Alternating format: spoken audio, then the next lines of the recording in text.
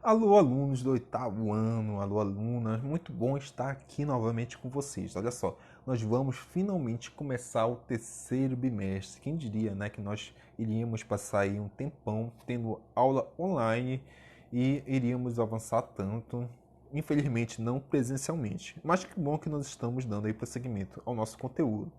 Eu sou o professor Chico Chicote, como vocês bem sabem, esse rapaz bonito aí, professor de português e redação, e hoje nós veremos o tema artigo expositivo. Eu sei que vocês estão craque nisso, que eu já trabalhei diversas vezes esse gênero com vocês, mas não custa nada falar um pouquinho mais, não custa nada dar um parecer minimamente caracterizando esse artigo. Tá? Essa aula é promovida pelo Centro Educacional Edificar, tá bom? Então vamos lá. Primeiro momento, eu vou querer que vocês peguem o livro de vocês. Opa, parei que a câmera está caindo aqui.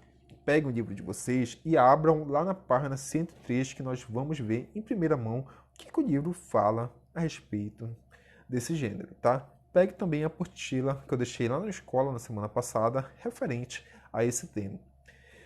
Então, lá em Caracterizando o Gênero, na página 103, o artigo expositivo, né, há um predomínio da exposição. Óbvio, se é expositivo, ele vai expor alguma coisa.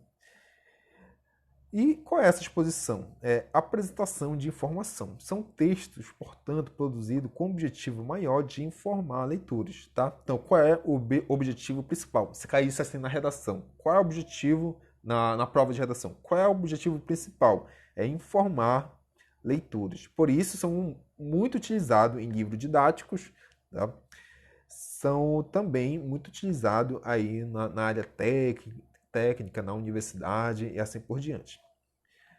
Na primeira parte desse capítulo, estudaremos algumas características desses artigos. Já na segunda, entenderemos como esses textos podem ser resumidos. Tá? Veremos então também resumos.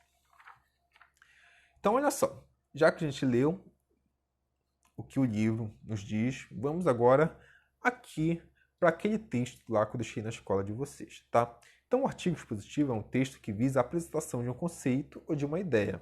Ele é muito comum de ser abordado no contexto escolar, né? Os livros trazem muito parte de artigo. Eles não trazem o artigo todo porque é muito grande e iria ocupar muito espaço no livro, mas, essencialmente, os textos do livro didático são artigo expositivo, né? São parte de artigo expositivo, tá? E acadêmico, uma vez que inclui formas de apresentação tais como seminário, artigos acadêmicos, congressos, conferências, palestras, colóquios, entrevistas, dentre outros.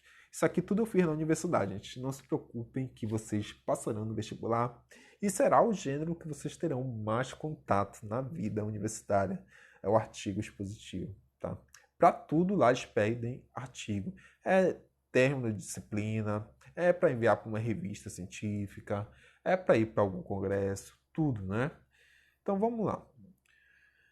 Então, como o principal objetivo de explanar sobre determinado assunto, alguns recursos linguísticos são importantes dentro do artigo, né, expositivo. O primeiro dele é a conceituação, né? Exposição de conceitos relacionados a um determinado tema, né? Vai expor ali, já que é um artigo expositivo. Definição, explicação e definição sobre o tema relacionado ao assunto abordado. Descrição, análise mais pormenorizada dos aspectos que referem ao tema.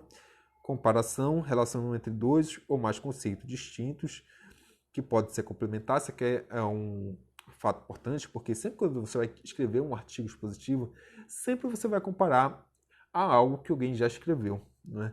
Pode ser uma ideia nova, pode ser um fato novo, mas sempre vai ter um alicerce, sempre vai ter algo que veio antes disso. Né? Vamos aqui, informação, reunião de conhecimentos e dados relacionados com o tema e enumeração, né? Ordenação dos itens essenciais relacionados com o tema abordado e especificação de cada um deles. Então, em suma, esse texto é muito utilizado no mundo acadêmico, como eu falei, seja na produção de dissertações de mestrado, teses de doutorado, artigos científicos, resenhas, dentre outros. São apresentados com uma linguagem clara, isso aqui é muito importante, objetiva e impessoal.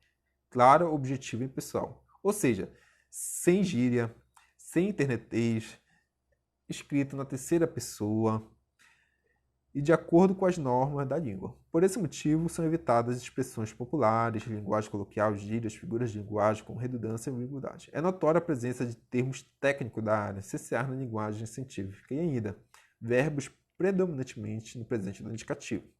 Geralmente, eles são escritos por pesquisadores e especialistas no assunto, dedicados ao ramo da ciência por meio de métodos científicos. Por fim, esses textos possuem a função primordial para o desenvolvimento da sociedade, posto que são divulgados conhecimentos diversos, baseados em experimentos, estudos, casos, dentre outros. Então é primordial aí para a sociedade ter conhecimento do que se está pesquisando, né? Do que se está ali se descobrindo. Então você vai pegar lá o livro de vocês, na página 104, que nós vamos fazer a leitura do artigo expositivo Parque Nacional de Iguaçu, tá? Pegue seu livro lá na página 104. Perdoe-me caso trave em alguma parte, porque o livro do professor ele é muito pequeno. Então a letra é muito pequena também. E eu sou míope e astigmata, então às vezes a visão aqui se perde. Mas vamos lá. Parque Nacional do Iguaçu.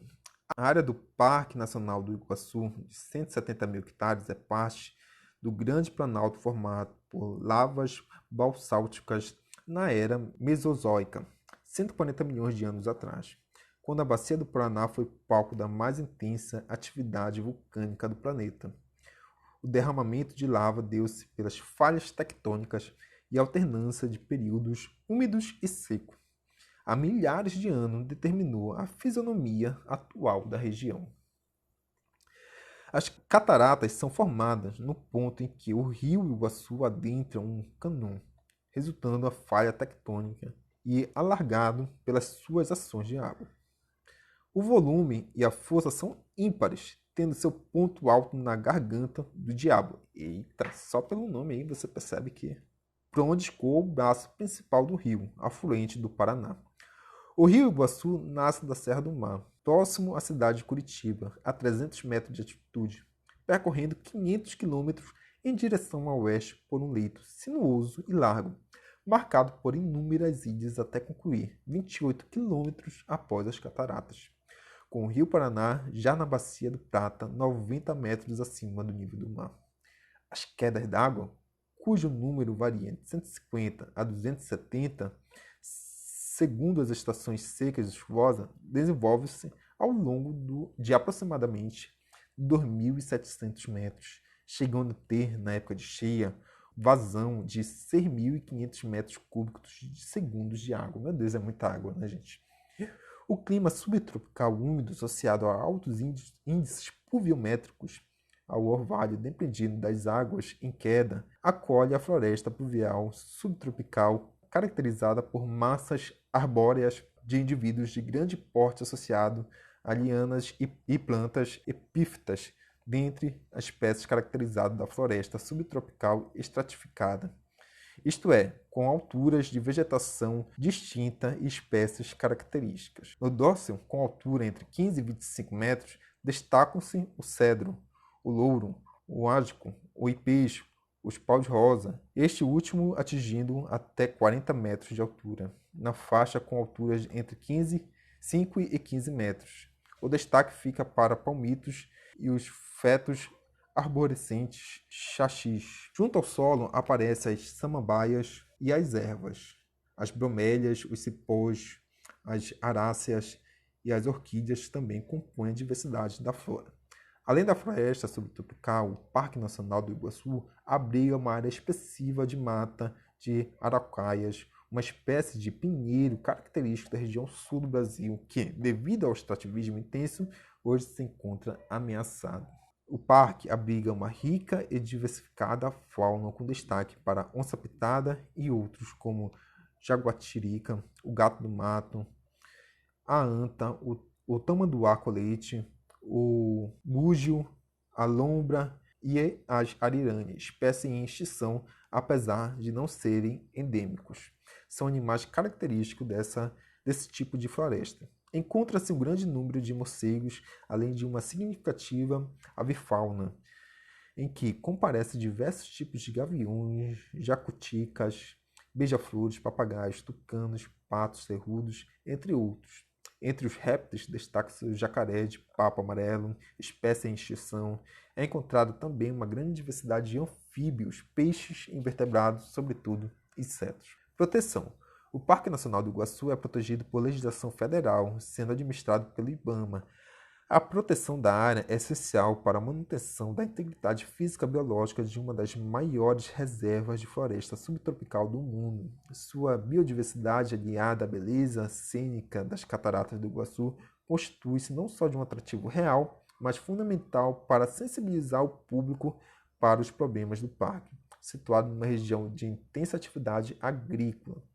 Apesar do desenvolvimento da consciência ambiental e da perspectiva advindas de novas formas de manejo desenvolvida pelo IBAMA, ainda ocorre extrativismo clandestino de vegetais na área do parque, especialmente do palmito e do xanxins, que constam na lista de espécies de flora brasileira seriamente ameaçada de extinção por seu valor de mercado. Da mesma forma, algumas espécies de fauna, tais como a onça-pintada, a queixada, a lontra, ariranhas, estão ameaçadas pela caça, pela perda da qualidade da água ou por doenças adquiridas de animais domésticos nas áreas vizinhas do parque. Por outro lado, os coatis e os búzios têm sua população aumentada nas áreas próximas ao centro de visitantes do parque de alimentação indevida. Em 30 de novembro de 1999, durante a 23ª sessão do Comitê do Patrimônio Mundial, realizado na cidade de Marrakech, Marrocos, o Parque Nacional do Iguaçu foi inscrito na lista de Patrimônio Mundial em perigo. O alerta foi formalizado após a reabertura da entrada do colono que corta o parque 100 km rio acima das cataratas.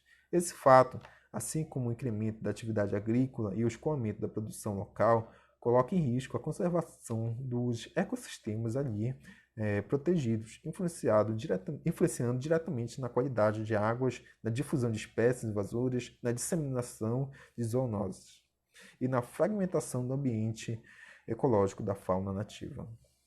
O trânsito de veículos na área do parque ocasiona o atropelamento de animais, tais como o tamanduá, colete, a anta, e facilita a ação de caçadores e contribui com o aumento de ruído e emissão de gases, dispersando os animais. Além disso, a estrada que corta o parque ao meio aumenta o risco de incêndio e propagação de espécies invasoras. Do ponto de vista estratégico da preservação, a área do Parque Nacional do Iguaçu representa quase a totalidade das terras não aráveis do estado do Paraná e, portanto, é testemunha de uma biodiversidade que antes recobria boa parte da região. O maior esforço dependido da preservação das áreas do parque visa o controle de águas dos rios que o atravessam, mas nascem fora do seu perímetro. Dentre esses, destaca-se o trabalho feito pelo rio São João, já 80% recuperado. O plano de manejo do parque determina a diminuição de veículos na área de visitação e redução da faixa de domínio das entradas e instalação de rede de alta tensão subterrânea, assim como recomenda o fechamento definitivo da estrada do colono, que tem contribuído de forma grave para a degradação do ambiente. Justificativa da inscrição. Situado no oeste do Paraná, fronteira do Brasil e Argentina, o Parque Nacional do Iguaçu foi o segundo a ser criado no Brasil, logo após o Parque Nacional da Itatiaia, em 1979. O Parque Nacional do Iguaçu foi inscrito como bem natural na lista de Patrimônio da Humanidade em 1986, 2 anos após a inscrição do Parque Nacional de Iguaçu, situado em território argentino. Juntos, os dois parques abrigam a totalidade das quedas de água denominadas Cataratas do Iguaçu e formam as maiores áreas florestais subtropicais preservadas do mundo, cobrindo 225 mil hectares, dos quais 75% estão em solo brasileiro. Bom, agora eu vou querer que vocês respondam lá no grupo, nosso grupo da Escola Edificar, essas 4 alternativas aqui do tópico para discutir. A primeira delas é: você já tinha ouvido falar no Parque Nacional do Iguaçu? Responda lá que eu vou ficar de olho quem vai responder, tá? E vai ficar para casa a atividade aqui da página 107. Na próxima aula irei resolvê-la. Muito obrigado pela companhia até aqui, muito obrigado pelo prestígio, carinho e até mais.